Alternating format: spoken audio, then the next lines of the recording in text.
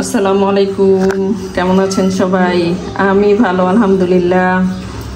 আমি প্রতি বছর ছাদ বাগানের টমেটোর চারা তৈরি করার জন্য আমি নিজে বীজ সংগ্রহ করি। গতবারও এরকমভাবে করছি, তার আগের বছরও আমি 2 বছর ধরে এরকম বীজ সংগ্রহ করে আমি চারা তৈরি করি। আমি এইভাবে বীজ সংগ্রহ করে ছাদ বাগানে চারা তৈরি করি। তো ওই চারা থেকেই টমেটো আপনারা যা দেখেন যে আমার ছাদ বাগানে মাশাআল্লাহ কি পরিমাণ টমেটো ধরে। এখানে যে টমেটোগুলি দেখতেছেন, এটা 5টা টমেটো একই রকম আর 2টা টমেটো একরকম। এটাকে আমরা বিরা টমেটো বলি। এখানে 2টা নিলাম বিরা টমেটো।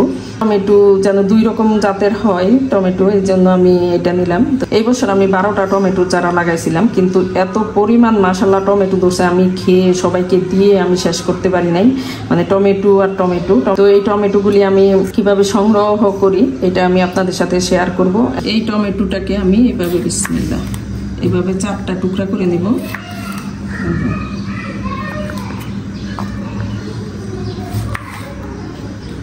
এভাবে আমি 4টা টুকরা করে নিয়েছি। এখন আমি টমেটোর বীজগুলি এইভাবে যেন এমনভাবে কাটছি যেন বীজগুলি কেটে না যায়। আমি এটা এইভাবে খুলে রেখে দেব। একদম আমি এরকম একটা কাচের জার নিয়ে নিছি। তো এই বীজটা তৈরি করতে কাচের জারই লাগবে, এটা প্লাস্টিক জারে হবে না।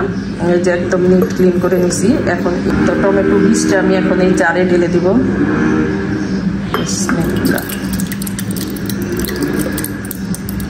এখন এই জারে আমি এটা টমেটো বীজের সাথে অল্প কিছু পানি দিয়ে এটা রেখে দিব।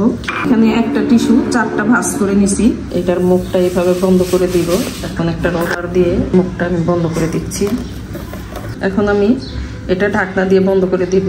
এটা অনেক শক্ত করে মানে এয়ারটাইট থাকতে হবে। এটা 4 দিনের মধ্যে এটা পচবে, পচার জন্য রেখে দিব। টমেটো বীজটা আমি এই জারে 4 দিনের মতো রেখে দিছি এইভাবে ঢাকনা বন্ধ করে। মধ্যে আর খুলি নাই, এখন এটা খুলে নেব। এটা এখন খুলে নিলাম। খুলে নেওয়ার পর এই অবস্থায় আছে। এটা এখন আমি চাকনিতে ঢেলে নেব।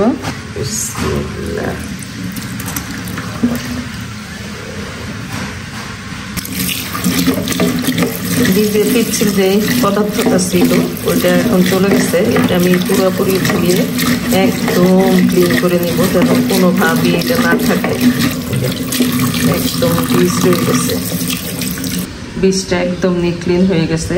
এটাতে আর কোনো কিছু অবশিষ্ট নাই বীজ ছাড়া। এখন এটা আমি টিস্যুতে করে 2 ঘন্টা রোদে দিব।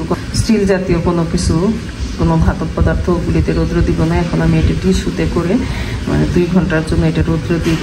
কি পরিমাণ আমি নিয়েছি টমেটোর বীজ, এখানে 6, 7টা 10, 12টা হলেই হয়। আমি বেশি করে নিয়েছি যেন মানে নষ্ট হইলেও কিছু পরিমাণও বেঁচে থাকে, যতটুকু বেঁচে থাকে যতটুকু দিয়ে হয়, এই জন্য আমি বেশি করে নিলাম।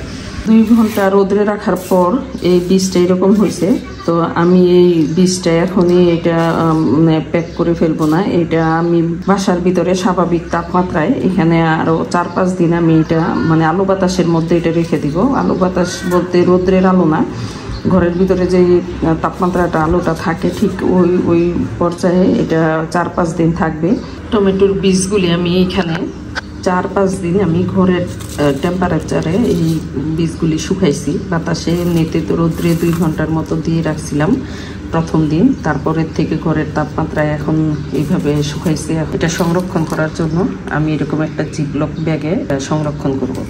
অনেকগুলি টমেটোর বীজ হয়েছে। তো টমেটোর চারা অনেকগুলি বীজ হইলে আমি এত টমেটোর চারা লাগাবো না, কয়েকটা চারা হলে ইনশাল্লাহ হয়ে যাবে। তো আমি বীজ বেশি রাখছি, হয়তো কিছু ভালো থাকবে খারাপ থাকবে এই জন্য। এই জিপলক ব্যাগে আমি একটা কাগজ কেটে ওটাতে নাম লিখে দেবো, এটা টমেটো আর এটার জাত আর কবে থেকে সংরক্ষণ করলাম ওইটার ডেটটা লিখে দিব। তাহলে আমার আগামী বছর মানে পেতে এটা খুবই সহজ হয়ে যাবে এবং সহজেই আমি চিনতে পারবো।